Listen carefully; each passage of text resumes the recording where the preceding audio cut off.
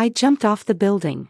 My most trusted best friend became my boss's mistress and conspired with him to frame me as the other woman, making me take the blame and bear all the consequences. I lost my job. My reputation was ruined. My boyfriend broke up with me. And I lost everything.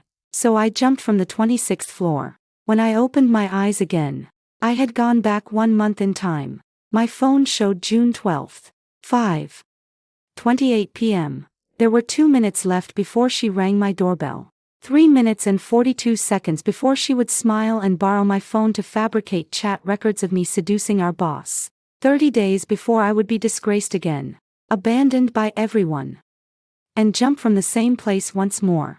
But this time, I opened my eyes early. My fingertips were still cold, as if I'd just crawled back from hell. The doorbell rang. Ding dong. I took a deep breath, grasped the doorknob, and smiled. Sure, I said. Here's my phone. This time. The hunter was ready. I died. I jumped off a building, because everyone in the company, even the whole city who knew me, believed I was the mistress that Boss Show had kept for years. Not only did I wreck his family, but I also embezzled over $1 million from him. His wife stormed into the company with her people, slapped me in public, and demanded I return the money. To prove his loyalty, Boss Show fired me on the spot. My boyfriend looked at me like I was trash and broke up with me immediately. My reputation was ruined, and I had nothing left. But only I knew the truth. I was the scapegoat chosen by my best friends Su Qing and Boss Wang in their conspiracy. They used my phone to fabricate chat records, diverting the wife's rage and debts onto me. I had no way to defend myself, and in despair, I leaped from the rooftop. But when I opened my eyes again, my palms were Clieno blood, no ash, yet my fingertips were icy cold, as if just pulled from a freezer. My phone vibrated on the coffee table, the screen lighting up. June 12th. 1 month ago. 1 month before I died. I turned off the TV, and the room fell eerily silent. Sitting up, images suddenly began playing in my mind like a film reel. Su Qing would come this afternoon. She'd be wearing a beige dress, smiling as she said her phone had died and asked to borrow mine to make a call. She'd turn her back, tapping away on my screen for 3 minutes and 42 seconds, changing contact names, fabricating chat records, doctoring transfer screenshots. These scenes slammed into my mind frame by frame, pounding against my temples. It wasn't a dream, it was what my body remembered after dying once. In the mirror, I saw my 26-year-old self, hair disheveled, dark circles under my eyes, sleeves frayed at the cuffs. Are you Lin Wan? I asked her. The woman in the mirror didn't answer, but I knew I was. I was the Lin Wan who had fallen from the 26th floor. The Lin Wan framed as a mistress, robbed of her money, and ultimately abandoned by everyone. The doorbell rang. Ding dong, cheerful, just the way Su Qing always pressed it. The clock on the wall pointed to 5:30, dead on time. I gripped the doorknob, the metal biting cold against my skin. Taking a deep breath, I turned it and opened the door. Su Qing stood outside, wearing a beige dress. Her smiling eyes curved like crescents. She handed me a cup of milk tea. Wan, my phone's dead. Can I borrow yours for a call? It's urgent. Her voice was soft and sweet, exactly the same as when she'd said, "The dirty stuff's all cleaned up." I looked at her smile, her eyes, the earrings I'd given her last year. I smiled too. Sure. As I handed her the phone, Su Qing's fingers felt warm. She took it with a laugh. Thanks, Wan. You're the best. Then she turned and walked to the window, her back to me. I sat back on the sofa, reaching behind the cushion empty. Where's the backup phone?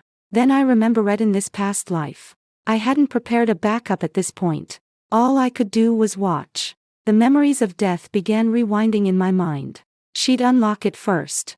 The password, my birthday, which she'd wheedled out of me. Then she'd open WeChat, change the contact name, type, edit photos. My heart pounded against my chest as I stared at her back. The sunlight outlined her in gold as she bent over the phone, her fingers flying across the screen, practiced as if she'd done it hundreds of times. But this was actually the first time for me. I counted the rhythm of her movements. Her shoulders gave a slight shrug. She was probably laughing. What was she laughing about? Laughing at my foolishness. At how easily I was deceived. At how I was about to be utterly disgraced. Those words were all too familiar to me. In my past life, they plastered the company bulletin boards, flooded anonymous emails, and were eventually hurled in my face by the CEO's wife. Lin Wan borrowed money again. She said she's waiting for you to get divorced. Each word dripped with honey, yet concealed a blade within. Su Qing exited WeChat and opened a photo editing app. I could almost hear the sound of her fingertips tapping. She was searching for the screenshot of the transfer I sent her last month. She would erase the recipient's name, replace it with a stranger's, and change the amount to 200,000. Adjust the transparency, refine the edges, make it flawless. Return to WeChat. Hit send. Add a caption. She probably won't pay this back. Delete the records, the editing history, the original image. Empty the recycle bin. Lock the screen. Turn around. Her smile was so sweet it could squeeze out syrup. These steps played out in my mind like a movie, frame by frame, without a single error. I had died once before, and my body remembered every detail. 3 minutes and 42 seconds. Not a second more. She turned back to me, smiling as she handed me the phone. All done. Thanks. I took it, phone case still warm from her touch. No problem. She took a sip of her milk tea. I'll head out first. Got a date tonight? Sure. The door closed with a click, and the room fell silent again. I looked down at my phone. The screen was black, but I knew it was a ticking time bomb. Those fabricated chat logs. That photoshopped image. Enough to destroy me several times over. I walked to the window and looked down. Su Qing was just stepping out of the building. Her beige dress fluttered as she pulled out her own phone. The screen lit up. Battery full. It was never out of power. She typed with a smirk on her lips, hailed a taxi, and left. I picked up my phone and opened WeChat. The note for Deputy Manager Zhou Hao hadn't been changed back yet, hubby. The chat history was empty, but in another backup, it was already packed with evidence of my crimes. I didn't delete them, I took screenshots. Opening the memo app, I began typing. June 12th, 17:30 to 17:34. Su Qing borrowed my phone. Fabricated chat logs. Photoshopped transfer screenshot. Sent to Director Wang. Purpose: to frame me. My hands trembled slightly, not from fear. It was the cold. The snake had slithered out of its hole. This time, with eyes that had already died once. I saw its venomous fangs clearly. After Su Qing left, I sat on the sofa for a long time. I knew I had to get moving, but the first thing wasn't to buy equipment. I only had a little over 3,000 left in my account, which was next quarter's rent. Nor was it to look up information online. The computer and phone I was using now weren't safe. If Su Qing could hack me once, she could do it again. I needed to find money first. I rummaged through all the drawers and scraped together 800 in cash. Then I pulled out a few clothes from the wardrobe with the tag still on, bought on sale last year because they were cheap. Never worn once.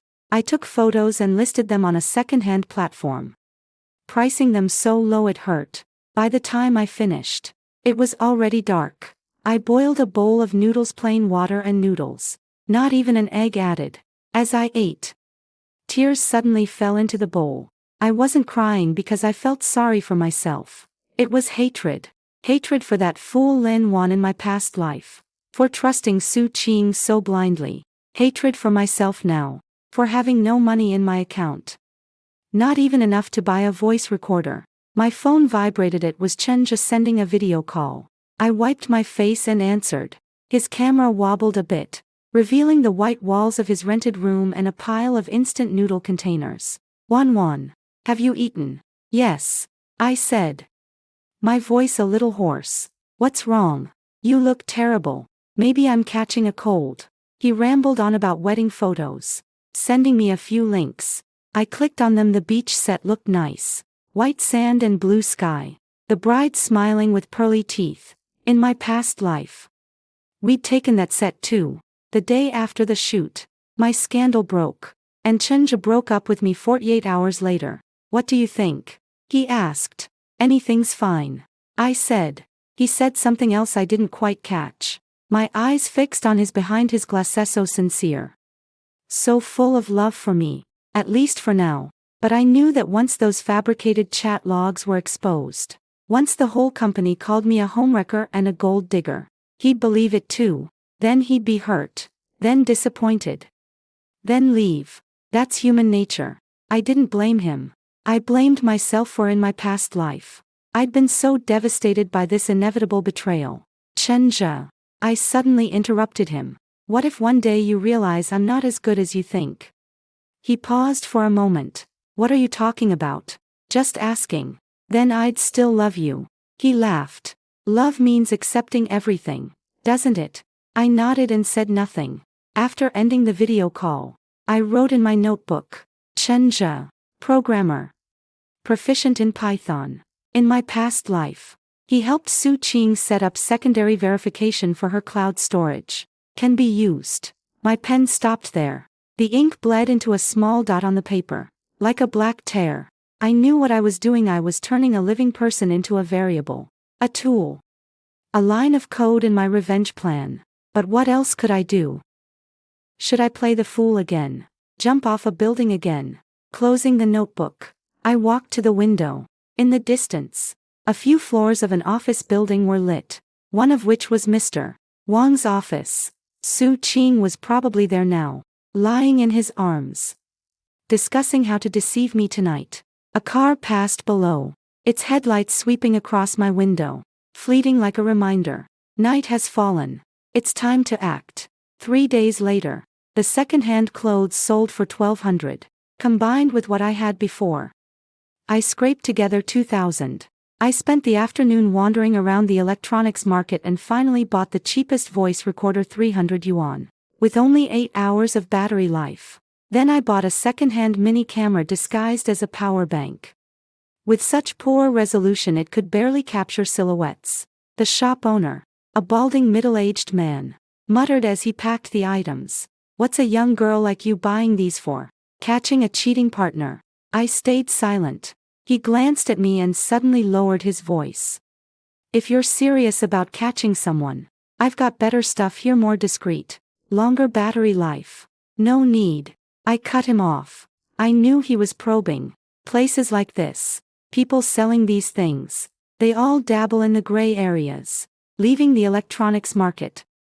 The sky turned overcast. I ducked into a nearby alley, winding through 3 different routes before stopping at a parcel locker in an old residential area, renting the smallest compartment. I stored the items inside and tucked the key into the bottom of my sock.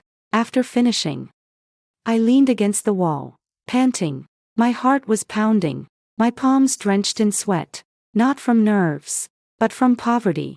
2,000 yuan. 350 spent. The rest had to last until next month's paycheck. And what I was up against were people driving million-dollar cars and living in riverside penthouses. My phone vibrated. Su Qing had sent a message. Wanna go shopping? There's a new mall. I stared at the words. Remembering my past Lithian this very day, she had invited me shopping, tried on a red dress, and mentioned how Mr. Zhou said she looked good in red. Back then, I thought she was just showing off. Now I understood she was testing me, testing whether I knew about her and Mr. Zhou. Testing how easy I was to control. Sure, I replied. The mall's air conditioning was blasting. Su Qing looped her arm through mine, smiling sweetly. Wan, you've been glowing lately. Really, women in love are just different. I smiled but didn't respond. She tried on that red dress, tight-fitting, twirling in front of the mirror. Does it look good? It does. Mr. Zhou says I look good in red. Her eyes flicked toward me as she spoke, as if waiting for my reaction. I glanced at the price tag. 4,999. Pretty expensive. He's buying it for me. A breezy remark. Dripping with pride, we stepped into the fitting room. The curtain closed. leaving the space so small we could hear each other's breaths. She undressed while I turned away, pretending to organize my bag. "Our Mr. Joe," I suddenly said, voice soft. "Seems unusually tolerant of his wife." She paused mid-motion. "Last time I overheard the secretary say he's even got his bank card controlled just 20,000 a month for pocket money." I continued. Pathetic. In the mirror, I caught her eyes flicker. Brief. But she bit her lip. "Men are all like that. Scared of their wives," she replied with a laugh. Though her voice sounded brittle, she slipped into a beige dress, twirling before the mirror. "Doesn't really suit me, does it?" "Nope." In the end, she bought the red dress, swiping her card with practiced ease. For the next hour, her phone never left her hand. She scrolled rapidly, eyes glued to the screen, the earlier smile long gone. In the mall's reflections, I glimpsed snippets: marital assets, concealment, small transfers. Her searches were frantic, fingers swiping like she was racing against time. At the cafe, she chewed absently on her straw. The plastic tube was crushed, mangled beyond recognition. "Ching-ching." I called. "You changed your phone wallpaper." She blinked, then smiled. "Yeah, nice, right? A nightscape. City lights. Mr. Joe took it," she said. "Nice." She went back to gnawing the straw. I knew the hook was set right. She was starting to panic. She began doubting whether Mr. Joe could really give her a future. Secretly researching how to transfer assets to protect herself. The fish had bitten, but not deep enough. I needed to cast a little more bait. As we stepped out of the mall, a wave of heat hit us. Her phone rang, and she glanced at it. Her eyes lit up briefly before she suppressed it. "Mr. Joe asked me to go back to the office for overtime," she said. "Be careful on the way." She hurried toward the black sedan already parked by the roadside. The door opened, and she slipped inside like a bird returning to its nest. As the car drove away, I raised my phone and took a photo of the taillights. The blurry red glow looked like blood.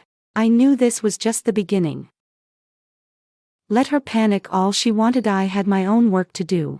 By the time she'd drained most of Mr. Joe's money, by the time their mutual suspicion turned into open hostility, then my Sandiuan equipment might just be enough.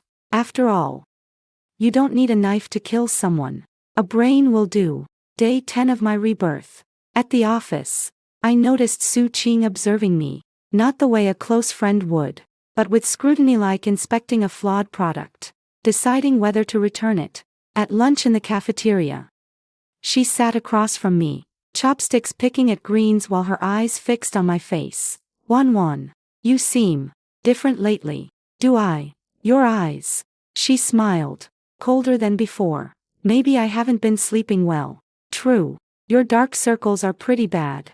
She changed the subject, talking about her new bag, her weekend date, but her sidelong gaze stayed locked on me, sharp as a needle. After lunch, on the way back to my desk, I passed the IT department. She paused mid-step and glanced inside.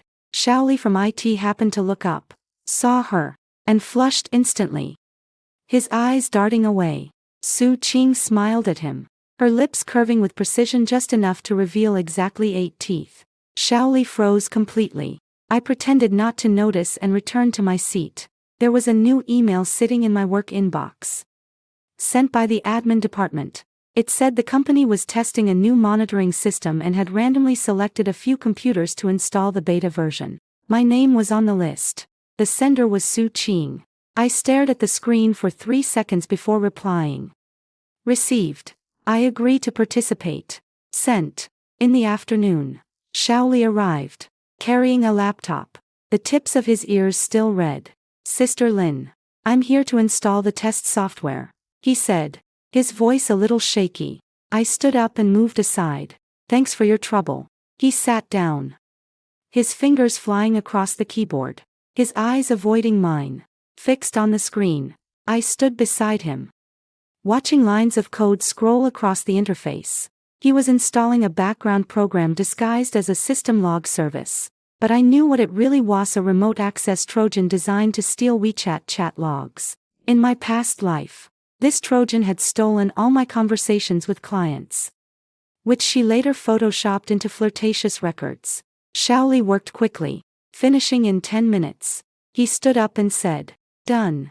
Thank you." He nodded and hurried off.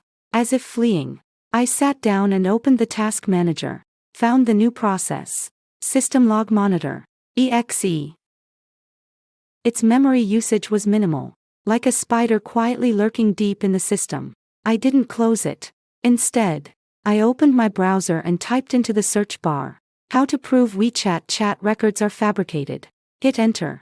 The page loaded the results, and I clicked on a few, browsing for just the right amount of time. Then I cleared the history. Next, I searched legal consultation anonymous, checked a few law firm websites. Finally, I created a new folder on my desktop and named it Evidence Collection. Inside, I saved a few screenshots, case studies I'd found online about laws regarding fabricated evidence, along with a blank lawsuit template. Saved. Closed. Then I went about my work as usual, writing reports, replying to emails, as if I knew nothing. Before leaving work, Su Qing came over, holding a cup of coffee. Wan, still here, leaving soon. She leaned in, her eyes scanning my screen just as I had the evidence collection folder open. She saw it, and her eyes flickered, just for a moment, so fast it could have been a trick of the light. "What's this?" she asked with a smile. "Just some random files I saved." She nodded and didn't press further, set down the coffee and left. Her high heels clicked steadily against the floor, but I knew she was rattled. She'd seen my search history, seen that folder. She'd think I was suspicious. Clumsily gathering evidence, she'd let her guard down, but also move faster the more the prey resists. The more excited the hunter gets. I applied for overtime work over the weekend, citing project deadlines as the reason. The supervisor approved it. The office was empty, with only the cleaning lady mopping the floor, the sound of water splashing loudly. I waited for the cleaning lady to finish her shift, waited for the entire floor to fall completely silent. At 3 p.m., the mopping sound stopped. The auntie pushed her cart into the elevator. The doors closed, and the floor numbers began descending. I stood up, pulled out the camera disguised as a power bank from my bag. It was palm-sized, black, with a small hole on the side. I took the elevator downstairs and hailed a cab. The driver was a bald man who glanced at me through the rearview mirror. "Miss, going to a hotel in this weather?" Outside, the sky was overcast, threatening rain. "A meeting," I said, "working on the weekend." "That's rough." I didn't respond. He looked out the window and suddenly said, "My daughter works in one of those office buildings too. Always overtime. Something about involution." "Yeah, what's the point?" "You'll work yourself to death," he muttered. Last month, her colleague jumped off a building. Only 26. My fingers tightened. "Why?" I asked. Said she was framed by a coworker. Some office politics. He shook his head. Kids these days. Too fragile. The car stopped in front of the hotel. I scanned the code to pay. And he said, "Miss, don't take things too hard. Nothing's insurmountable." I smiled but didn't reply. Nothing's insurmountable except death. The hotel lobby was blindingly bright, with a crystal chandelier hanging high, the air thick with the scent of cheap fragrance. The front desk clerk checked the records and handed me a key card. Conference room 301. "Ms. Lin. Thank you." The hallway was carpeted thickly, muffling my footsteps. 301 was at the end. I swiped the card and entered. The room wasn't large, a long table, chairs, 4 outlets on the wall. I walked to the one in the corner and crouched down. The outlet was loose. The plug wobbled as I inserted it. My heart sank if the connection was bad. It was over. I pressed it in firmly, and a red light flickered. Faint, but it was on. I exhaled and stood up, scanning the room. The blinds were drawn, casting dim light. A sofa sat in the corner, beige and leather, with a few faint creases as if someone had just been sitting there. I walked over, running my fingers along the armrest. Cold. When I left, I hung the "Do Not Disturb" sign outside the door and tossed the keycard into the gap atop the fire hydrant. A week later, I returned under the pretext of having forgotten a USB drive. The front desk was manned by a different guy this time, who spent a long while checking the records before letting me go up. The camera was still there, but the red light was no longer on. I unplugged it, my hands trembling slightly. Back home, I locked the door and drew the curtains, connecting it to my computer. I exported the video. The file was huge, over 10 hours long. I dragged the progress bar, scanning frame by frame. Empty shots. Empty shots. Still more empty shots. My palms were drenched in sweat. Just as I was about to give up, the image suddenly changed. The door opened.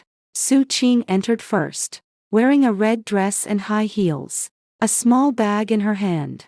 Next was Zhou Hao, in a suit without a tie, his face slightly flushed. They sat down on the sofa. Su Qing leaned in, and Zhou Hao wrapped his arm around her waist. The motion so practiced it looked like they'd done it hundreds of times. Then Su Qing pulled a USB drive from her bag, small, silver. "It's done," she said. Zhou Hao took it, plugged it into his laptop, glanced at it, and smiled. "Once the money from finance is fully transferred," he said, "we'll use this to pin it on her." Su Qing laughed too, resting her head on his shoulder. She'd never imagined she'd go down so ugly.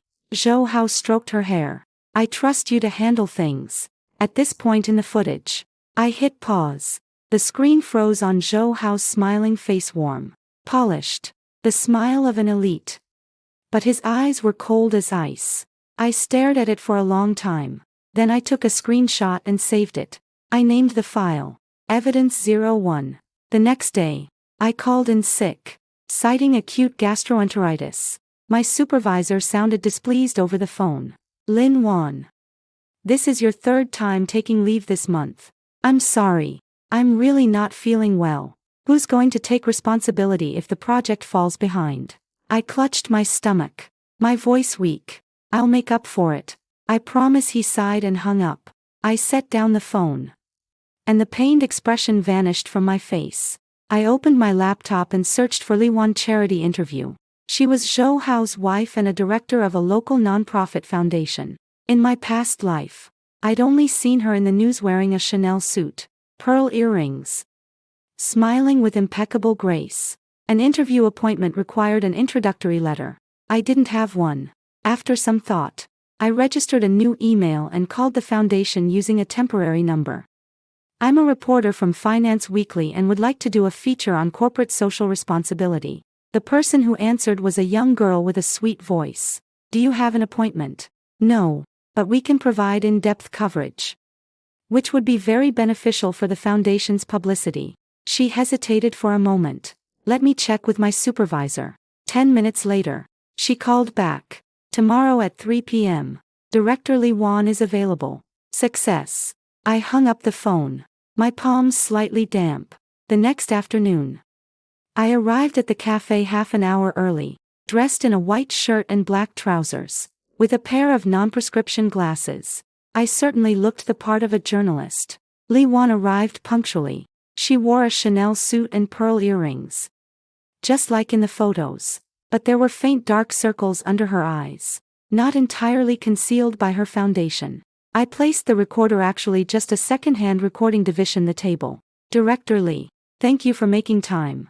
She smiled politely. "It's my pleasure." I asked about the details of some charity projects, and she answered smoothly, clearly accustomed to dealing with the media. Midway through, I casually mentioned, "I heard Director Zhou is particularly generous with employees." She looked up. "How so?" "Someone in the marketing department received an extra project bonus. Tens of thousands," I said with a smile. "It's rare to find such generous executives these days." Her eyes flickered just for a moment, but I caught it. She took a sip of coffee and said, "Is that so? I'm not very familiar with company matters." Her voice was calm, but her fingers tightened around the cup handle. her knuckles turning white. Of course, Director Zhou wouldn't want to trouble the family with such things, I added. She smiled but didn't respond. When the interview ended, she left in a hurry. Her posture was upright, but her steps were slightly unsteady. She nearly bumped into the flower stand by the door. I stayed seated, slowly finishing the rest of my coffee. It was bitter, with no sugar added. The phone vibrated, a new notification from the encrypted email. Cloud sync complete. The hotel footage had been backed up to 3 overseas servers. I knew the seed had been planted. Li Wan would investigate, ask questions, and eventually discover that those extra bonuses never existed. That Zhou Hao's account had suspicious transfer records, and that Su Qing existed. It was only a matter of time. I just didn't expect it to happen so fast. 3 days later, the office atmosphere shifted. At the morning meeting, Zhou Hao sat at the head of the table, impeccably dressed in a suit, wearing a gentle smile. After reporting the quarterly performance, he abruptly changed the subject. There have been some rumors lately about irregularities in the company's accounts. He paused, scanning the room. Everyone lowered their heads. To dispel any doubts, I've asked the finance department to prepare an audit report, he continued. At the same time, I've voluntarily requested the board to initiate a self-review of executive integrity. He spoke earnestly, as if genuinely defending the company's reputation. Then he singled me out. I'd like to especially commend Lin Wan from the marketing department, meticulous, hardworking, a role model for young professionals. The room's attention snapped to me like a spotlight, burning my skin. I lowered my head, feigning shyness. Inside, I sneered. He was elevating me, putting me in the spotlight, turning me into a target. As the meeting ended, colleagues walked past me, their eyes avoiding mine. I overheard whispers behind me. Probably the boss's spy. Be careful. Don't let her catch you slipping. I didn't turn around, heading straight back to my desk. Su Qing came to see me at noon, still wearing that sweet smile, but her eyes gleamed with schadenfreude. Wan, you're amazing. Even Manager Wang praised you. Just luck. You should treat us. Sure. She sashayed away, her high heels clicking like a victory drumbeat. I knew the net was tightening. Only this time, I was the one pulling the strings, and they still thought they held the rope. On Monday morning, I woke up at 5. The sky was still dark, murky and gray. I sat at my computer and logged into a temporary email account registered at an internet cafe, leaving no trace. The attachment was a photo. Zhou Hao and the company's new intern, sitting in a corner of a restaurant. The girl had her hair in a ponytail, head bowed, looking nervous. The photo was taken from behind at a tricky angle, making it seem like Zhou Hao was holding her hand. In truth, I knew it was just a normal business dinner, the intern reporting on a project, too nervous to know where to put her hands. But Su Qing didn't know that. I wrote in the email body, replacement no. 007 is now live. The recipient was Su Qing's private email. She had bragged about this email in her past life, saying it was only for the most important people. Sent. The email showed as delivered. I closed the web page, cleared the browsing history, and went to brush my teeth and wash my face. In the mirror, my eyes were unusually bright, like those of a nocturnal animal. At 7:30 a.m., I arrived at the office, and Su Qing was already there. She sat at her desk, her face pale, the dark circles under her eyes not fully concealed by foundation. Her phone lay beside her, screen down, but she glanced at it every few seconds, like waiting for a verdict. At noon, she didn't come to the cafeteria. Colleagues whispered. Supervisor Su took leave. Said she wasn't feeling well. I kept my head down and ate without a word. In the afternoon, I pulled up the backup storage from the hotel's surveillance cameras besides the cloud. I'd also saved a copy on an encrypted local drive. The footage showed an empty room, the sofa neatly arranged, but I had a hunch. At 8 p.m., the hunch proved true. The door burst open as Su Qing stormed in, her high heels clacking loudly. She wasn't wearing makeup. Her eyes were red and swollen, and her hair was a mess. Zhou Hao followed right after, slamming the door shut behind him. His expression was grim as he hissed, "What the hell are you doing?" Su Qing turned to glare at him, pulled out her phone, and threw it at him. What is this?" Zhou Hao glanced at it, and his face changed. "Where did you get this?" "None of your damn business." Su Qing's voice trembled. "Zhou Hao, I've been with you for 3 years, done so much dirty work for you, and now you're looking for a replacement." Zhou Hao stepped forward and grabbed her wrist. "What nonsense are you spouting?" "Nonsense? No. 007. You've even numbered her, haven't you?" "What's next?" 008. 009. Zhou Hao was provoked. He raised his hand and slapped her. The sharp sound came through the microphone like shattering glass. Su Qing's head snapped to the side, her hair falling loose. She covered her cheek, staring at him in disbelief. Zhou Hao panted, his eyes fierce. "You're just a tool. Did you really think you could climb up?" Su Qing stood frozen, tears streaming down silently. She bit her lip so hard it bled. Zhou Hao released her, straightened his suit, and said coldly, "Do your job and don't cause trouble for me." Then he turned and left. The door slammed shut again.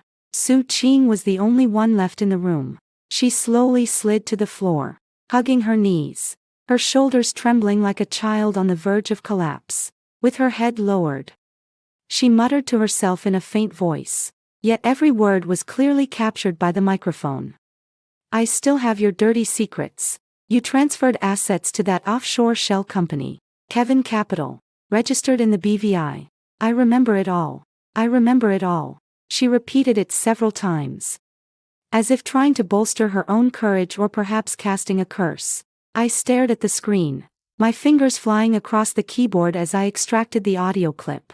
Key phrases were highlighted in red. Kevin Capital, BVI. Then I opened an encrypted notebook and created a new page. Su Qing possesses evidence of Zhou Hao's offshore assets. Key, Kevin Capital BVI. Exploitable. After jotting this down, I switched back to the surveillance feed. Su Qing remained seated on the floor, motionless. A long time passed before she slowly stood up and walked to the mirror. She tidied her hair, touched up her makeup, and applied lipstick. Her movements were slow and deliberate, as if piecing together a shattered porcelain vase. Then she picked up her bag and turned to leave. The door closed softly behind her, and the room fell silent once more. I leaned back in my chair, the night outside the window deep and dark. In the distance, lights still glowed in the office buildings. One of them, undoubtedly, was Zhou Hao's office. He was probably still there, calmly plotting his next move. He didn't know that his tool had begun to turn against him, and he certainly didn't know that his most deeply buried secret had just been overheard by me. On Wednesday afternoon, the courier arrived. A craft paper envelope, sealed tightly. The sender, a certain law firm. I opened it to find a 3-page draft of a legal notice. The wording was meticulous, accusing me of exploiting my position to leak company secrets. Attached were screenshots of emails sent from my company account to a competitor, containing project pricing details. The timestamps showed they were sent last week, but I knew they were fake, fabricated by Zhou Hao. At the end of the notice, a bolded paragraph read, "Should you resign voluntarily, we may choose not to pursue further action. Otherwise, formal legal proceedings will be initiated." I finished reading and placed the letter on the coffee table. I didn't throw it away or tear it up, just left it there, in plain sight. Then I texted Chen Zhe, "Come over for dinner tonight. I made your favorite ribs." He replied, "Okay." At 6:30, Chen Zhe arrived, carrying a bag of fruit. His smile was a bit forced, still haunted by the rumors from last time. I pretended not to notice and invited him to eat. At the table, I deliberately placed the lawyer's letter next to him. He kept his head down, eating, and didn't notice. Halfway through the meal, his chopsticks fell. As he bent to pick them up, he saw it. He picked it up and glanced at it. His face instantly changed. He looked up at me. "What is this?" "A lawyer's letter. You leaked company secrets. No. Then why I didn't answer? Just looked at him. He flipped through the letter, his face growing paler, fingers trembling. Finally, he slammed it on the table. Lin Wan, what the hell have you been hiding from me? His voice shook, like he was holding back anger. I haven't hidden anything. Then what is this? A lawyer's letter. Leaking secrets. What have you been doing outside? He stood up, the chair scraping the floor, the sound grating. I said, do you believe it? I don't know. He was panting. All I know is you've been off lately. The way you look at me. The way you talk, and now this lawyer's letter. His eyes were red, like a wounded animal. I looked into his eyes, feeling nothing. My voice was calm when I spoke. Chenja, let's break up. He froze, as if turned to ice. Then he laughed, the sound uglier than a sob. Fine. Break up. Lin Wan. I should have known. You've changed. You're not the person I knew. With that, he turned and left. The door slammed shut, making the walls tremble slightly. I stayed where I was, unmoving. I picked up my chopsticks and kept eating. One bite, then another, slowly, methodically. When I finished, I cleared the table, washed the dishes, wiped the surface. I put the lawyer's letter away in a drawer. Then I opened my laptop, logged into the encrypted notebook, and created a new entry. In my past life, he broke up with me 48 hours after the scandal went public. This time, it's 22 days early, because the pressure was greater, because of the lawyer's letter, because of my unusual behavior. But it doesn't matter. The outcome is the same. After all, I don't need him anymore. I finished writing, saved the file, and closed it. I walked to the window. Chenja hadn't gone far. Yeeth was standing under a streetlight downstairs, smoking. The ember flickered on and off. He glanced up at my window. I immediately stepped back, melting into the shadows. After a while, he tossed the cigarette butt, crushed it underfoot, and left. His silhouette stretched long and lonely under the streetlight. But my mind was blank, like a formatted hard drive. I knew what came next. It was time to get to work. Using everything Chenja had taught me, I would crack Su Qing's safe. After all, we'd been master and apprentice. This was just making the most of what I'd learned. I turned on the computer and entered Su Qing's cloud storage account. The email prefix was her English name plus her birthday. 3 attempts all wrong. On the 4th try, I switched to guessing based on Chenja's naming style. Sunny 2023 wrong. Qing 0520 wrong. I paused, thinking about Su Qing's personality. Vain. Loves to show off. Wouldn't use a password that was too simple, but not too complicated either. Her memory wasn't great. I tried combinations. Coco Chanel 2022 wrong. Hermes Birkin 88 wrong. I closed my eyes, recalling the past. What had Su Qing bragged about? The limited edition bag CEO Wang gave me has my initials on it. I opened my eyes and typed SQ monogram. Wrong. Added the year. SQ monogram 2021. Wrong. Added the month. SQ monogram 202105. Success.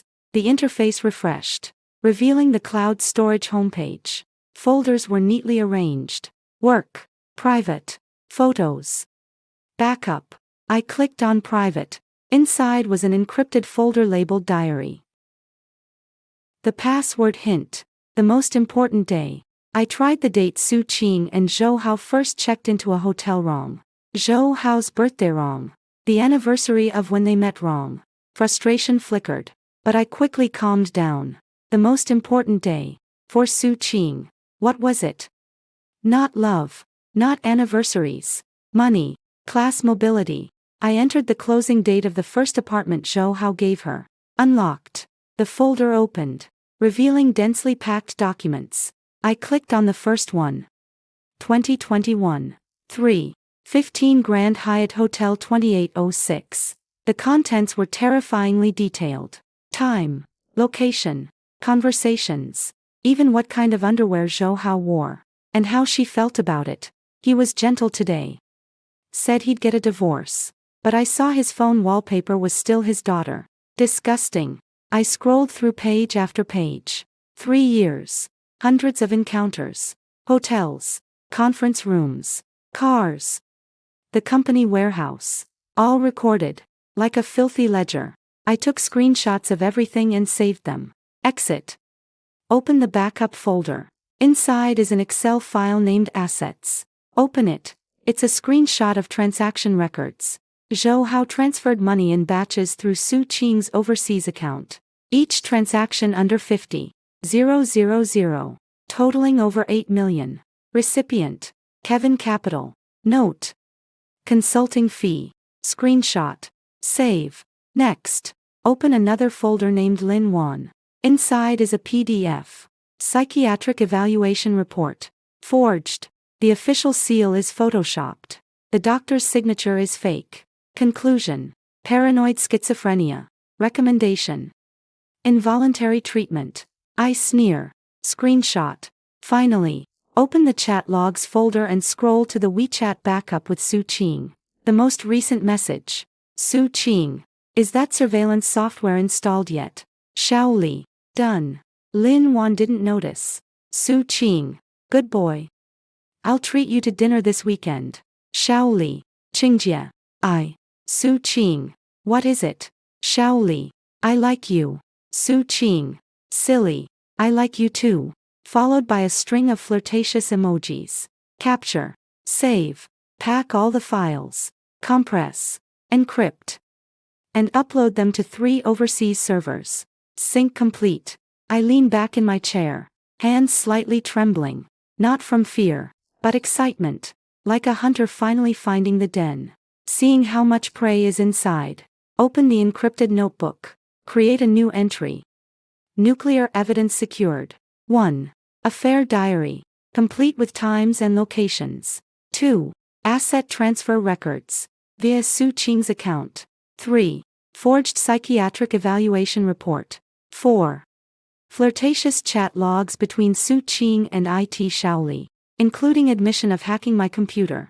Close the notebook. The sky outside the window was almost dawn. The pale blue light casting over the dust on the old computer like a layer of frost. I knew this evidence was enough to bury them in hell. But it wasn't enough. I wanted to watch with my own eyes as they jumped down themselves. I stood up and walked to the mirror. The reflection in the mirror had bright eyes, like cold flames burning. I said to myself, soon. Lin Wan. It'll be soon. On the 3rd day of the cloud drive being hacked, Su Qing noticed. She texted me on WeChat. Wan, how have you been lately? I replied. Fine. She said. My cloud drive seems to have been hacked. You know about computers, can you take a look for me? I said. I don't know anything. She didn't reply after that. But from that day on, I always felt like someone was following me. On my way home from work, I'd look back. But no one was there. Only the sound of a motorcycle engine. Sometimes fast, sometimes slow, hovering at an ambiguous distance. On Friday night, I worked overtime until 9. The office was empty. I packed up and headed downstairs. The subway station wasn't far. But I had to pass through a narrow alley. In the old district, 2 streetlights were broken, leaving the path dimly lit. I walked in, my footsteps light. My hand slipped into my bag, gripping the pepper spray bought at the supermarket for 29.90 yuan, and the high-intensity flashlight. 15 yuan from the hardware store. Halfway through, a figure appeared at the alley's entrance ahead, leaning against the wall smoking. The ember flickered on and off. I stopped, turned around. Another stood behind me, blocking the way out. 2 men, one in front, one behind. The one in front stepped forward, not tall, with a buzz cut and a tattoo on his neck. He grinned. Lin Wan. I said. Yes. He said. Someone sent us to deliver a message. Be smart and get the hell out of Shanghai yourself. He flashed a dagger. Silver. Glinting in the dim light. The one behind moved closer too, holding a telescopic baton. I didn't move. My heart beat steady. My hand was in my bag. Pressing the shortcut key on my phone, I'd written a simple alarm program that automatically sent my location to the cloud and started recording. I said, "How much are they paying you?" The buzz cut guy paused, then laughed. "What? You wanna pay?" I replied. "I'll double it. Just tell me who hired you and leave a recording." The guy behind him spat. "Cut the fucking bullshit." He lunged forward, swinging his baton. I sidestepped, pulling out pepper spray and aiming for his face. Peshta white mist sprayed out. He screamed, clutching his eyes as he crouched down. Buzzcut cursed and lunged with a knife. I flicked on a high-intensity flashlight, shining it straight into his eyes. Temporarily blinded, he froze. I took 2 steps back, my voice calm. "Double's not enough. Triple, and I guarantee you won't see the inside of a cell." Buzzcut squinted, panting. "Who the hell are you?" I said. "Didn't your employer tell you? I'm Lin Wan, your employer's ex-best friend. She's trying to silence me now." Buzzcut hesitated, the knife still raised but not advancing. I asked, "How much did she give you?" He stayed silent. 5,000. 10. His eyes flickered. I said, "I'll give you 30,000. Cash transfer. Right now. Just say the name. Record it. And get lost." The guy on the ground was still groaning. Buzzcut glanced at him, then back at me, conflicted. I said, "The cops are almost here. Either take the money and leave, or spend years in jail. Choose." Buzzcut gritted his teeth. 50. I said. "Deal." He lowered the knife and pulled out his phone. I told him to start recording. He said, "The one who hired us is Su Qing, an admin executive at a company. She told us to scare you, make you leave Shanghai, preferably injured and hospitalized." After saving the recording, I opened my banking app and logged into the account Su Qing had borrowed and never returned. I'd guessed the password long ago. Her birthday plus initials. Transferred 50,000. Buzzcut's phone buzzed. He looked at it, eyes widening. "You actually sent it?" I said. "Yeah. Now get out of here. Don't let me see you again." He helped his partner up, and the two stumbled away. The alley fell quiet again, the ground still faintly white with spray residue under the moonlight. I put away the pepper spray and flashlight and checked my phone. The cloud recording had uploaded. The location log complete. Screenshot. Save. Then I dialed 110. "Hello. I'd like to report an assault. 2 men just attacked me in XX alley. They ran. But I have a recording and know who hired them. The police asked me to come to the station for a statement." I agreed. I hung up and walked out of the alley. The streetlight stretched my shadow long across the ground. I looked up at the sky. The moon was full and bright, almost smiling. I knew Su Qing had played her hand. Now, it was my turn. When I stepped out of the police station, the sky had already turned pale gray. I didn't go home but headed straight to a 24-hour print shop. The owner was dozing off behind the counter, and I tapped on the glass. "Printing. Urgent." He rubbed his eyes and stood up. "Color or black and white?" "Color. High resolution." I plugged in the USB drive and pulled up the files, the most crucial segment of the hotel surveillance footage. Su Qing handing over the USB drive. Zhou Hao saying, "Let her take the blame." Screenshots of financial records. The registration details of Kevin Capital. The owner stared at the screen for a few seconds, then looked up at me. "Miss, this print or not?" I pulled out 200 in cash and slapped it on the counter. He swallowed hard and didn't ask any more questions. The printer hummed as sheets of paper spat out one by one. For the video stills, I picked the clearest frame. Zhou Hao's face enlarged, his smile gentle, his eyes cold. Once everything was printed, I stuffed it all into a craft paper envelope. Then I bought a prepaid SIM card and slipped it into a payphone by the roadside. Dialed. Waited. After 7 or 8 rings, Li Wan answered, her voice hoarse with sleep. "Hello, Ms. Li. There's something about your husband, Zhou Hao, that you should see," I said, lowering my voice. "It's under the 3rd trash can at the south gate of Central Park. I suggest you come alone." I hung up, yanked out the SIM card. snapped it in half, and tossed it into a sewer. 3 days later, the effects began to show. First, Liwan scrubbed all photos with Zhou Hao from her social media. She changed her profile picture and posted a single update. A photo of an overcast sky with the caption, "Time to settle accounts." Then, an audit team quietly moved into the company's finance department officially for a routine check. But they were only reviewing Zhou Hao's overseas projects. The board suddenly demanded he report all related party transactions. Word also came from his father-in-law, telling him to lay low for a while. Su Qing had it worse. Liwan marched straight into her office and, in front of the entire department, flung a cup of scalding coffee in her face. She didn't say a word, just gave Su Qing a cold stare, turned, and walked out. Su Qing stood frozen, coffee dripping from her hair. Her beige suit turned brown, like a moldy cake. Co-workers kept their heads down, pretending to work, not daring to look at her. Only stifled snickers could be heard, like rats scurrying inside the walls. I jot these down, updating my notes. Liwan activated. Zhou Hao's power loosening. Su Qing's first step toward social death. After writing, I walked to the window. Down in the garden, Liwan's car has just driven off. A black Mercedes. Its windows so dark you can't see inside. Like a moving coffin. The fire is lit. Next, wait for it to burn where it hurts those two the most. The day after Liwan threw the coffee, Zhou Hao called Su Qing into his office. The door closed, the blinds drawn tight. I activated the bug hidden in the potted plant slipped in last week when the cleaner changed the flowers.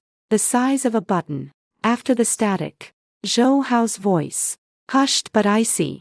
Liwan is investigating me. Su Qing's voice trembled. How could she? You didn't clean up properly. Zhou Hao cut her off. No point dwelling on it now. We move the plan forward. Su Qing was silent for a few seconds. How? 3 things. Zhou Hao said. First, send the fabricated chat logs, the ones where Lin Wan blackmailed Mito the entire company. Anonymous email. But make it obvious it's from her. Got it. Second, find a few witnesses. Xiao Wang from marketing, Xiao Zhang from admin TV taken favors from me. Have them testify that Lin Wan seduced me. With details, times, places. Make it convincing. Will they agree?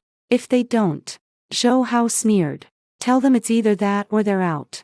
Third, have old Lu from finance file a report saying Lin Wan embezzled 200,000 from the project funds. The books are already fixed. Fake invoices and contracts. But it'll look airtight. Su Qing inhaled sharply. 200,000. That's enough to put her in jail. That's the point. Zhou Hao said. Once she's in, no one keeps digging. Liwan will back off too. Understood. Understood. 3 days. I'm giving you 3 days. Fail, and you know what happens. Su Qing didn't reply, but I heard her teeth chattering, clattering like a mouse. Zhou Hao added. And keep your IT boy toy in check. Don't let him screw this up. He wouldn't dare. Better not. The audio ends here. I turn off the feed. My palms slightly sweaty. Not from fear, but excitement. Finally, they're playing for real. I open my laptop and pull up all the evidence.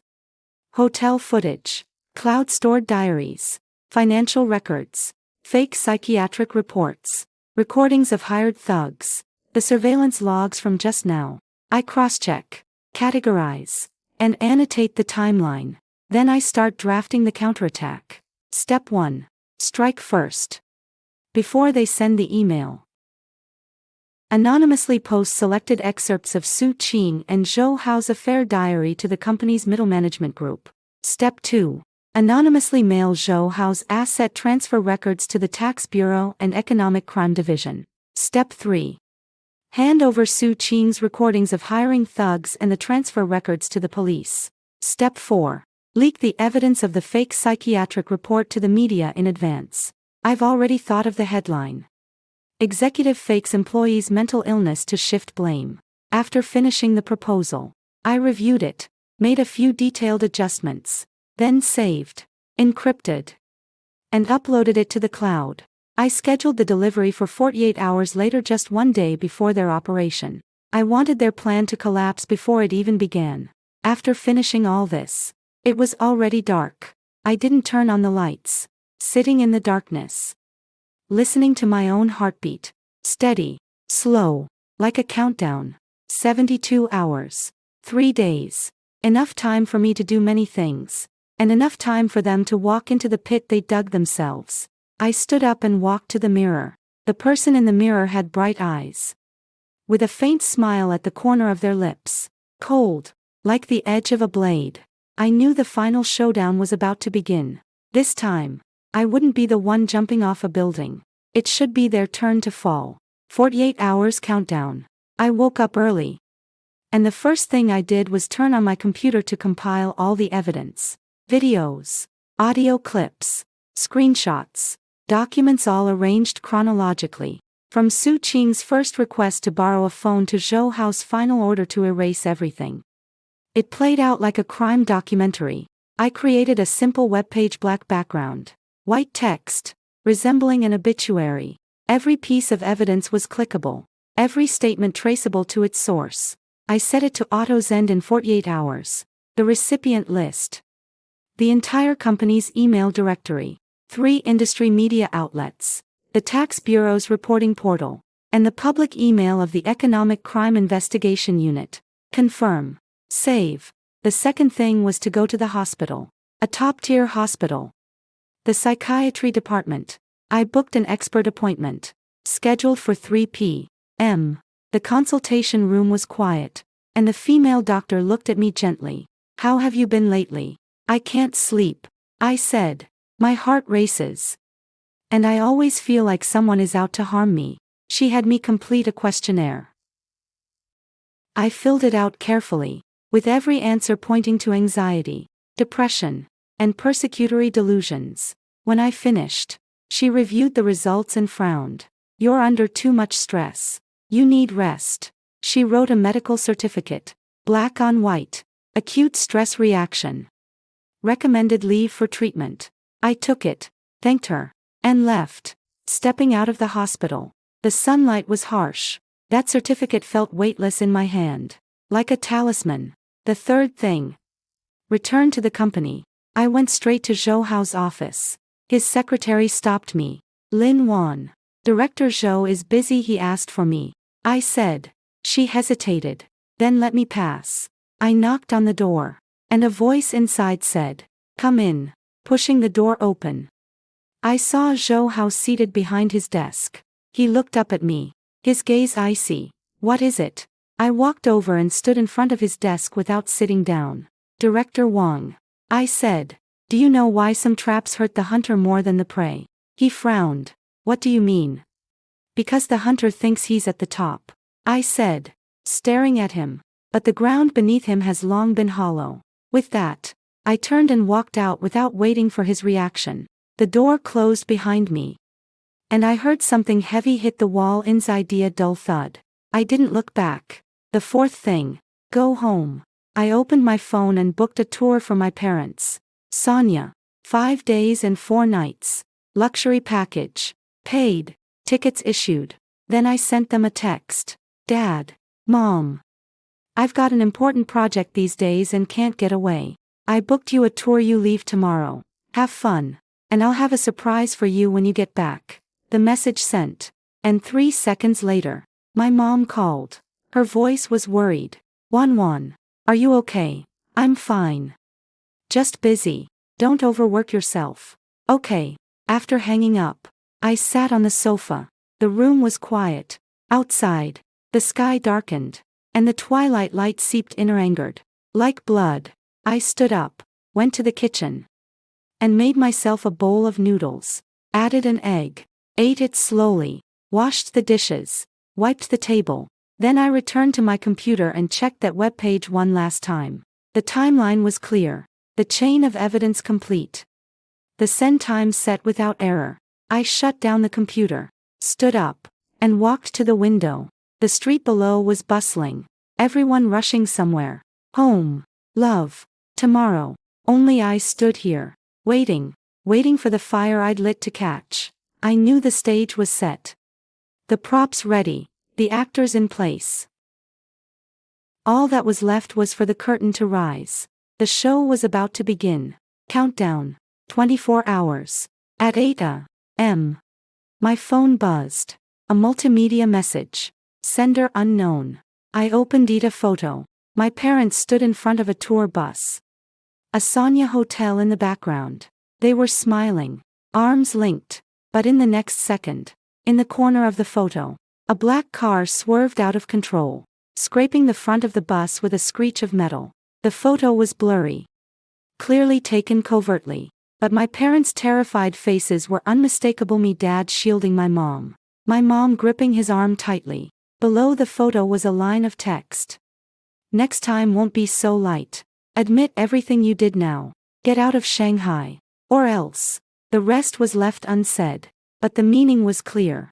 I stared at the phone screen. My fingers frozen. 8 seconds. I could feel my hand trembling slightly. But unmistakably, the heart rate monitor showed 120. Spiking. My breathing quickened. 3 seconds later, everything calmed down. As if nothing had happened. But I knew something was different. I opened my phone contacts. Found my parents' tour guide's number. And called. It rang 3 times before a young man's voice answered. Hello, this is Lin Wan. Lin Jiangwo's daughter. Oh, Miss Lin. What's the matter? Did my parents just get into a car accident? He paused for a moment. There was a minor incident. A car brushed against the tour bus. But everyone's fine. Your parents were a bit shaken up. But we've already handled it. Let me talk to them. Sure. The phone was handed over. And my dad's voice came through. Sounding slightly nervous. Wan. Dad. Are you both okay? We're fine. Just startled. The car didn't hit us. Just grazed the bus. I said. For the next few days. Stick close to the tour guide. Don't go off on your own. If anyone asks about me, say you don't know. My dad fell silent for a second. Wan. Are you in trouble? No. Just work stuff. It'll be sorted soon. Be careful. Then. I will. After hanging up, I sat on the sofa, motionless. Sunlight streamed in through the window, pooling on the floor. Glaringly bright. I picked up my phone and opened the chat history with Su Qing. The last message was from Hera Cute sticker. Good night. Wan sent 3 days ago. I stared at the sticker. Then exited. I opened the encrypted email and pulled up all the evidence of Su Qing hiring an unlicensed car. Photos. Transfer records. The driver's recorded testimony. Then I logged into the anti-crime reporting platform and found the official email address. I packaged the evidence and attached a note. Formal report. Su Qing hired an unlicensed car to deliberately cause a car accident, threatening the safety of a family member. Evidence attached. Sent. At the same time, I copied the package and sent it anonymously to Zhou Hao, with a note. Your glove is out of control. After finishing all this, I stood up and walked to the mirror. The reflection showed a pale face. But the eyes were cold, like a frozen lake. I said to her, you crossed the line. Then don't blame me. With that, I turned, took a folding knife from the drawer. Small, but sharp. I tested the blade cold. Then I put it back in my bag. Checked the time. 10 a.m. 14 hours left until the evidence auto-sent. An unknown amount of time until Su Qing's ultimatum. But it didn't matter. I was ready. The stage. The lights. The audience all set. Now. Just waiting for the lead to appear. Then. Curtain call. I sat through the night. Without turning on the lights. Without moving. Just watching the sky outside the window shift from black to gray. Then to white. The morning light crept into the room bit by bit. Like warm water spilling across the floor. 2 voices argued in my head. One said, stick to the original plan. In 48 hours, the evidence will be sent automatically, and Su Qing and Zhou Hao will be ruined. But they'll probably survive jail time. A decade or 2. Maybe even longer. But alive. The other voice said, not enough. They went after your parents. They crossed the line. They should pay a steeper price. A brutal one. Like in your past life. No, worse than that. I looked down at my hands. Palms sweaty and cold. I knew I was hesitating. Not about whether to take revenge, but about which method to choose. The first option was safe, controllable, and I'd likely walk away unscathed. The second was dangerous, could expose me, might even drag me down with them. Closing my eyes, I saw my parents' terrified faces flash before me, saw the photo Su Qing had sent, the black car, the screeching tires, and those words, "Next time won't be so gentle." When I opened my eyes, the decision was made. I turned on my computer and logged into the encrypted email, pulled up all the evidence of Su Qing hiring thugs, recordings, transfer records, the driver's testimony, screenshots of the threatening texts, packed and compressed them. Then I searched for the anti-gang and anti-evil reporting platform, found the official email, and filled out the report anonymous, but with all the evidence attached. Sent it. Next, I pulled up the evidence of Zhou Hao's asset transfers, transaction screenshots, fake contracts, Kevin Capital's registration details, BVI beneficiary documents, packed and compressed those too. Searched for the Central Commission for Discipline inspection reporting platform, found the encrypted submission channel, sent it anonymously. After finishing, I leaned back in my chair. My fingers were stiff, but my heartbeat was steady. I knew once I took this step, there was no turning back. Once external forces got involved, things would spiral beyond my control. Su Qing might be labeled as gang-related. Zhou Hao might be investigated to the fullest extent. Prison would be the least of their worries. Life sentences, even the death penalty, were possible, and I might get dragged into the investigation too. The risk of exposure skyrocketing. But I wasn't afraid. Or rather, fear wouldn't change a thing. I opened the recording software and pressed the record button. My voice was flat as I spoke. They've touched my roots. So, I can only burn their soil to ashes. I'm sorry, Dad, Mom. I still dragged you into this. After finishing, I stopped the recording, saved it, uploaded it to the cloud. The file name, Final Choice. I stood up and walked to the window. The sky was already bright, and the streets were bustling with crowds, people going to work, to school, or shopping for groceries. Everyone was living in their own orbit. No one knew what was happening in this city. No one knew what decision a woman named Lin Wan had just made. I turned back to my computer and glanced at the time. 9:00 a.m. 12 hours left until the evidence would be sent automatically. External intervention into the system might take just a few hours. Or maybe days. It was uncertain. But I knew it was coming soon. Everything was about to end. The afternoon the whistleblowing letter was sent, the company exploded into chaos. First, the anti-gang and anti-corruption office arrived, heading straight into Su Qing's office. She was in the middle of touching up her makeup, her lipstick half applied. When the handcuffs clicked shut, she screamed, "What right do you have to arrest me? I haven't done anything." No one paid her any attention. She was dragged out, one high heel left behind, lying alone on the carpet, beige, like her persona, fragile, easily tarnished. Then came the emergency board meeting. All the top executives were called in. The door shut tight, behind the glass walls. Shadows flickered like a puppet show. I watched from my desk, holding a cup of coffee cold, untouched. Half an hour later, Zhou Hao was invited into the conference room. His face was pale when he entered, but his back was straight, as if he were marching to his death. The door closed. The blinds were drawn tight, and nothing could be seen, but I knew what was happening inside. 2 hours later, the door opened. Zhou Hao was the first to walk out, his eyes red and swollen, as if he had been crying. He stopped abruptly in the middle of the hallway, turned around, and bowed deeply to all the colleagues who had gathered to watch a full 90 degrees. His voice was hoarse. "I'm sorry. I apologize to everyone. I've betrayed the company's trust and yours as well." As he straightened up, tears fell. Real tears. With first-rate acting. Then he looked at Li Wan. She stood at the conference room door, expressionless. Zhou Hao walked over and took her hand. She didn't pull away, just stared coldly at him. Zhou Hao said, "Wife, I was wrong. That vicious woman Su Qing set me up. She seduced me. Framed our colleague Lin Wan. Tried to embezzle company funds. And even threatened my family." His words were heartfelt. His voice choked with emotion. Li Wan said nothing, just withdrew her hand and walked away.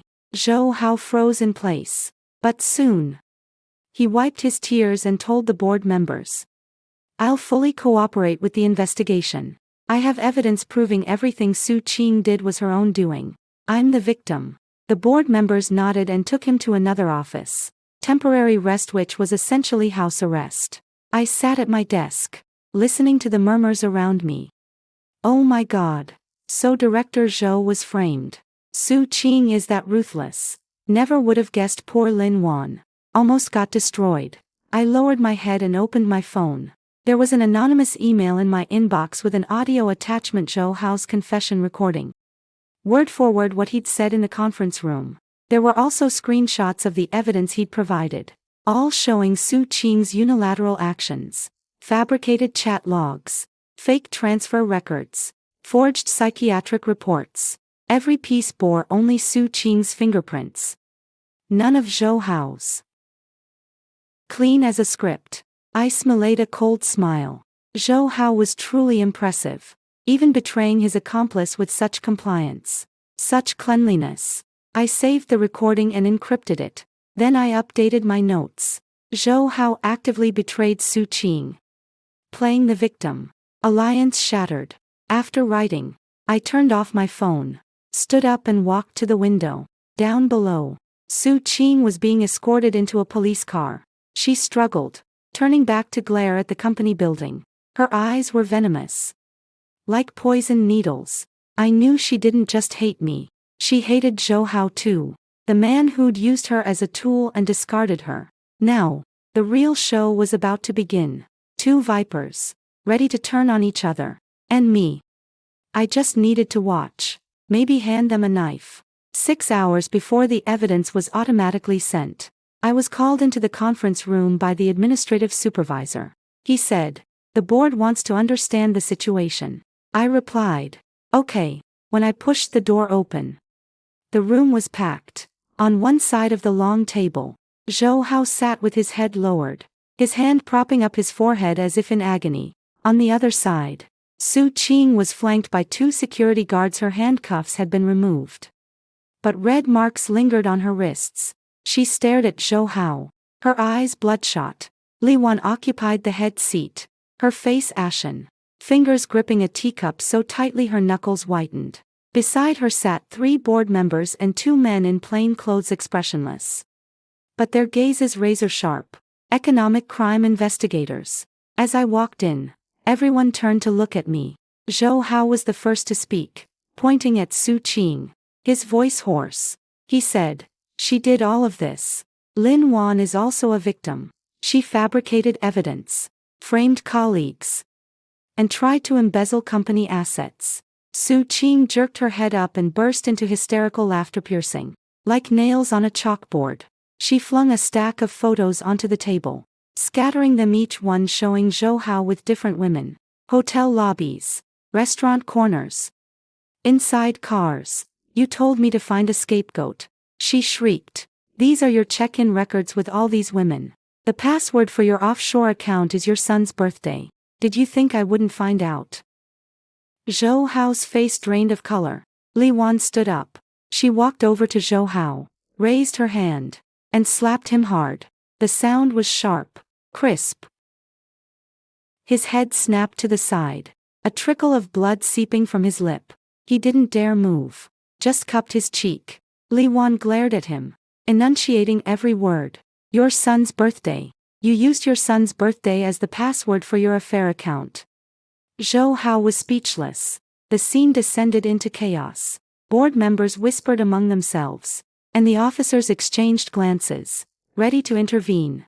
That's when I spoke. My voice wasn't loud, but everyone fell silent. Since everyone's here, let's watch the full version. I walked to the projector, pulled a USB drive from my bag, the silver one, identical to the one Su Qing had given Zhou Hao. I'd picked it up at a flea market last week for $50. Inserted it, opened the file, hit play. First scene. My living room. Su Qing borrowed my phone, operating it with her back to me. I recorded the screen from behind the sofa using a spare phone. This footage was recreated later, but it's accurate enough. Every move she made is crystal clear. Second scene. Hotel meeting room. Su Qing hands a USB drive to Zhou Hao, who says, "Once the money from finance is fully transferred, we'll use this to pin the blame on her." Third scene. Asset transfer animation. Money flows out of the company account, passes through Su Qing's overseas account, and is deposited into Kevin Capital. Beneficiary. Su Qing. Fourth scene. Recording of the unlicensed taxi driver. The person who hired us is named Su Qing. Fifth scene. The original lawyer's letter. Zhou Hao's electronic signature, and forged email screenshots. Sixth scene. It Xiao Li's confession video. I approached him yesterday, gave him 5,000 yuan to tell the truth on camera. His eyes were red and swollen. Su Qing asked me to install malware on Lin Wan's computer. She promised to be with me. I was wrong. The playback ended. The meeting room fell dead silent. Only the hum of the projector's cooling fan remained, buzzing like a final countdown. I pulled out the USB drive and looked at Su Qing. "You're terrified of being exposed as hollow, aren't you?" She stared at me, lips trembling, unable to speak. Then I turned to Zhou Hao. "You're terrified of the system collapsing, aren't you?" He slumped in his chair, face ashen. Finally, I addressed everyone. "The evidence has been shared with law enforcement. I'm just an ordinary person who wants to live a decent life. You forced me to remember all of this." With that, I turned and left. The door closed behind me, sealing away the silence and the despair inside. I walked to the end of the hallway and stood by the window. Outside, the sunlight was bright, the sky a clear blue, as if washed clean. I took a deep breath, then slowly exhaled, pulling out my phone. I canceled the automatic evidence submission. It wasn't needed anymore. The game was over. The winner was me. The day after the standoff in the meeting room, I began the final cleanup. First strike, aimed at Su Qing. I logged into an anonymous account and compiled all her secrets. Scanned copies of her forged diplomas from 3 institutions, overdue notices for her student loans, photos of her parents' dilapidated small-town apartment, and records of their subsistence allowance payments. Then there were her meticulously photoshopped elite returnee lifestyle photos, yacht parties, VIP rooms in luxury boutiques, Michelin-starred restaurant check-ins. I arranged them in a 9-square grid and captioned it, "Exposing the real life of socialite Su Qing." With one click, it was posted. All her social media platforms: Weibo, Xiaohongshu, WeChat Moments, Instagram, LinkedIn updated simultaneously. It spread like a virus. Within an hour, reposts surpassed 10,000. The comments exploded. "Oh my God. She's a fraud. No wonder she's always flaunting bags, probably all fakes. Still owes student loans and acts like a socialite." Her circle of friends was the first to crumble. The Fairweather sisters unfollowed, blocked, and issued statements claiming they barely knew her. The elite group chats kicked her out. Her professional persona shattered overnight. The office chat was flooded with mockery. So her study abroad story was made up. No wonder her English is so terrible. What an act. Before she could delete the posts, the police arrived. This time, it wasn't for questioning, it was a formal arrest. The charges: false accusation, hiring assailants, and financial fraud. As the handcuffs clicked shut, she struggled and screamed, "I'm the victim. Zhou Hao forced me." No one listened. She was dragged into the police van, through the window, her face twisted like a crumpled painting. The second strike was aimed at Zhou Hao. Li Wan acted even faster. That very afternoon, she filed for divorce in court, submitting all the evidence of financial crimes. Over 8 million in asset transfers, fake contracts, and documents of offshore shell companies. The board of directors held an emergency meeting and unanimously voted to dismiss Zhou Hao, barring him from ever being rehired. They also reported him to the police. Her father issued a statement, publicly declaring in the newspapers, "Sever all ties with Zhou Hao. His personal actions have nothing to do with our family." The subordinates who had been under Zhou Hao's thumb, sensing the shift in the wind, immediately filed a joint countersuit, submitting evidence of his coercion and bribery. The testimonies of 7 people, along with audio and video recordings, were more than enough to bury him. The finance section's headline changed that same day. Former elite philanthropist exposed as greedy monster. The accompanying photo showed him being led away by the police. His suit disheveled, hair messy, eyes vacant. A complete joke. The trial was swift. The evidence was irrefutable. And the charges stuck. Embezzlement, misappropriation of funds, and false accusation. Combined sentences. Prison term. 15 years. From behind bars. He tried writing to me, pleading, "Lin Wan, let me go. I can give you money. I still have resources." The letter arrived at my home. I opened it, glanced at it, scanned it directly, labeled it as junk evidence, and submitted it to the prosecution. With a note, the suspect attempted to bribe the victim, displaying a deplorable attitude. Recommend harsher punishment. After all this, I sat at home and brewed a cup of tea, drank it slowly. The day after the news of Zhou Hao and Su Qing's sentencing came out, Chen Zhe called me. It was a new number, but I recognized his voice immediately. He said, "Lin Wan, I saw the news. I'm sorry, I shouldn't have doubted you back then." I replied, "No need." He paused, then asked, "Can I take you out to dinner?" As an apology, I said, "No." Your choice back then aligned with human behavioral models. I don't resent it. Nor do I need it anymore. He fell silent, his breathing heavy, as if suppressing something. Finally, he said, "Then, take care." I said, "Okay." After hanging up, I opened my phone's contacts and found all his information. WeChat, phone number, email, Alipay friend, one by one. I deleted, blocked, and cleared the chat history, like wiping away a stain. When I finished, I leaned back on the sofa, my mind blank. No hatred, no resentment, just complete calm, like the sea after a storm. My parents returned from Sanya. They saw the news and turned pale with shock. My mother grabbed my hand, tears falling. "Wan, you've suffered," she said. I replied, "It's fine. It's all resolved." My father asked what had happened, and I only said, "A colleague framed me. They've been arrested now. The company compensated me." They didn't press further, just looked at me with heartache and guilt, as if all of this were their fault. I said, "Let's go on a trip, just the 3 of us." They nodded and agreed. We went to Yunnan, Lijiang, Dali, Irai Lake. For a week, I walked with them through ancient towns, took photos, ate street food. At night, we stayed in ghost houses, listening to the rain. Those 7 days, I didn't think about revenge or the past. I just watched my parents' smiling faces and listened to their laughter.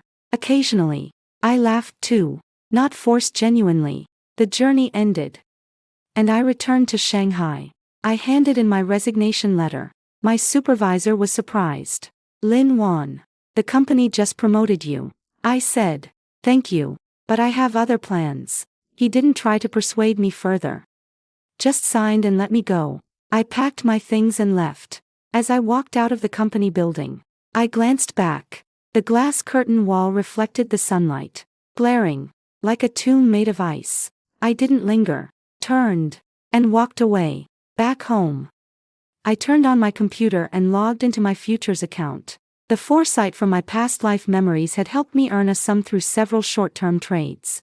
Legal earnings, 7 figures, enough to start a new life. With this money, I registered a small data analysis studio. The name was simple: Truth Data. Business scope: Corporate anti-fraud consulting. On the opening day, I didn't invite anyone or set off firecrackers. Just hung up a sign. Then I sat in the office, brewed a cup of coffee, and sipped it slowly.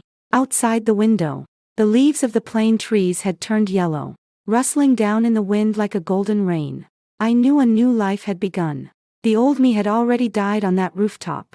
The new me crawled out of the ashes, wounded, scarred, but also with the determination to live on.